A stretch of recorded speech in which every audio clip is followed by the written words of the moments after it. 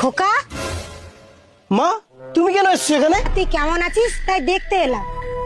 না গো মা, এরা সময় মতো খেতে দেয় না, সারাদিন খাটায়, আর মাঝে মাঝে একটু ভুলভাল করলেই গালি দেয়। তাহলে চল বাড়ি চল, তোকে এখানে থাকতে হবে না।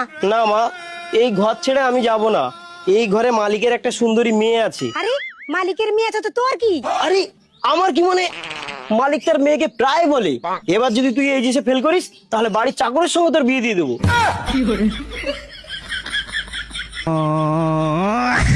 ওই দেখ, বিশ্বাস করে না, পালাচ্ছে।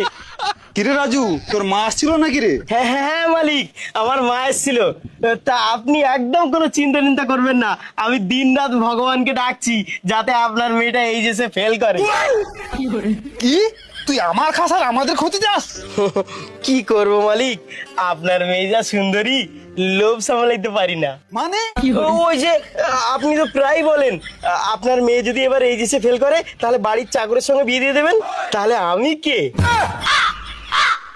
বাবা, আমি এইচএসসি ফেল করেছি। বাবা বাবা, তুমি খুব ভালো কাজ করেছো। চলো সুন্দরী, আজকেই তোমাকে বিয়ে করবো।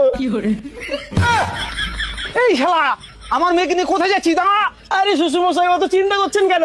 কালীঘাটে নিয়ে যাচ্ছি, সিঁদুর তুলবো। মেরেছে।